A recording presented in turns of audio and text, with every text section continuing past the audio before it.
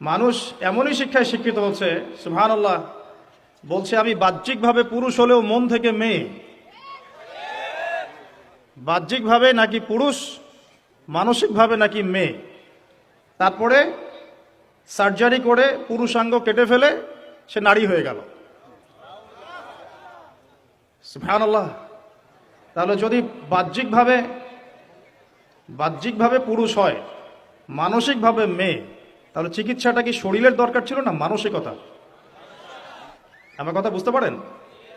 তাহলে তাকে তো মানসিক ডাক্তার দেখানো দরকার। আদতে এর পিছনে একটা সমকামিতা কাজ করছে। কি কাজ করছে? আর পৃথিবীর ইতিহাসে সমকামীদের উপরে আল্লাহ পাক যে পরিমাণ আযাব দিয়েছেন, এমন কঠিন শাস্তি দিয়েছেন যেটা আল্লাহ পাক অন্য কোনো জাতিকে দেন নাই।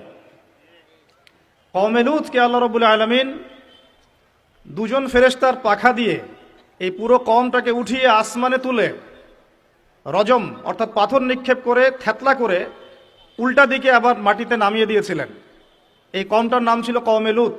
তারা ছিল সমকামী। ওই ট্রান্সজেন্ডার যেটা বলছেন, এটা ঘুরে ফিরে সমকামিতাই। আর ট্রান্সজেন্ডার আর হিজরা এক জিনিস না। হিজরা এক জিনিস, ট্রান্সজেন্ডার আলাদা জিনিস। এটা সৃষ্টিগতভাবেই তৃতীয় লিঙ্গের। আর এই ব্যক্তি বাহ্যিকভাবে মেয়ে, মানসিকতা ছেলের। আর বাহ্যিকভাবে ছেলে, মানসিকতা মেয়ের। একজন বাহ্যিকভাবে ছেলে, মানসিকতা মেয়ের, সে সার্জারি করে মেয়ে হয়ে যাচ্ছে। পরে সে যৌন সম্পর্ক কার সাথে করবে? একটা ছেলের সাথেই তো। অতএব এখানে সমকামিতাই হলো।